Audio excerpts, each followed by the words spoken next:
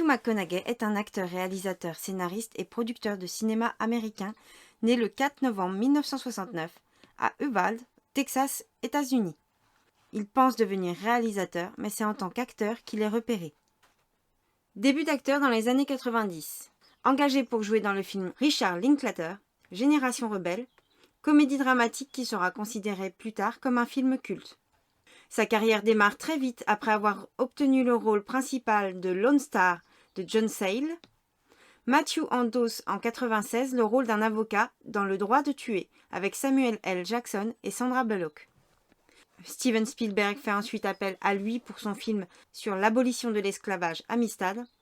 La même année, il donne la réplique à Jodie Foster dans Contact, film de science-fiction.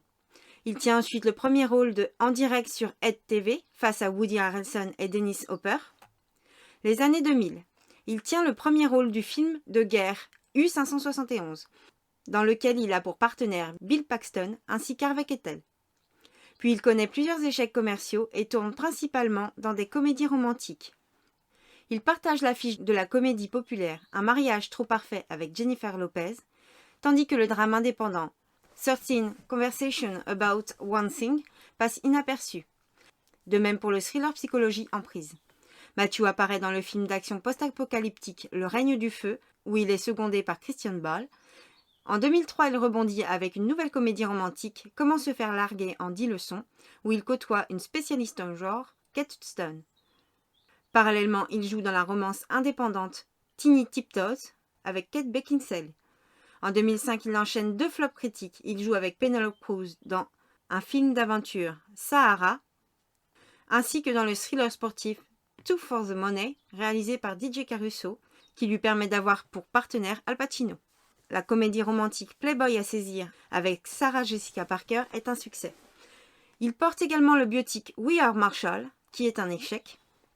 Il tourne ensuite une comédie à petit budget, Surfer Dude. Puis retrouve Kate Hudson dans le film L'amour de l'or, réalisé par Andy Tennant. L'année 2008, il surprend en incarnant un loser dans Tonnerre sous les tropiques, écrit et réalisé par Ben Stiller. Il tourne également dans la romance fantastique Hanté par ses ex, face à Jennifer Garner. 2010. Matthew McConaughey tient le rôle principal dans le film indépendant La Défense Lincoln. Il devient l'acteur Jack Black pour une comédie policière, Bernie.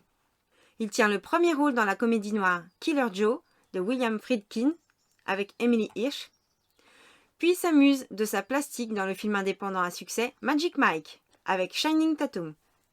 Il impressionne aussi dans un registre dramatique en incarnant un personnage solitaire dans le drame Mude sur les rives du Mississippi. Enfin, il joue dans le policier Paperboy avec John Cusack. L'acteur confirme son ascension. Il perd 20 kilos pour incarner Ron Woodruff dans le film Dallas Buyers Club. Il se fait par ailleurs remarquer en interprétant un trader déjanté et un mentor du personnage incarné par Leonardo DiCaprio dans Le Loup de Wall Street de Martin Scorsese. Participe à la série policière True Detective aux côtés de Woody Harrelson. Matthew tient le rôle principal du blockbuster de science-fiction réalisé par Christopher Nolan, Interstellar, où il sera entouré de Jessica Chastain, Anna Thaouet et Michael Caine. Dans le film indépendant Nos souvenirs réalisé par Gus Van Sant, qui est un échec. Quant au drame historique Free State of Jones, réalisé par Gary Ross, fait peu d'entrées à sa sortie au cinéma. Matthew est en affiche dans les thrillers à petit budget Gold qui divisent la critique. L'acteur se lance dans le cinéma de fantasy avec le film de science-fiction La Tour Sombre, qui l'oppose à Idris Elba. Le film indépendant Undercover, une histoire vraie, de Yann Demange, passe inaperçu.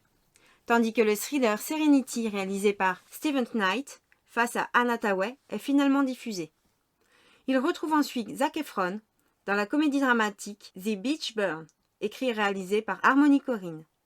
2020, McConaughey incarne un baron de la drogue dans le film policier The Gentleman, qui est bien perçu par la critique et remporte un succès commercial. Puis Matthew prête sa voix à Buster Moon dans Tous en scène 2. Récompensé de nombreuses fois, on peut voir son étoile sur le Hollywood Walk of Fame. Merci à vous d'avoir regardé cette vidéo.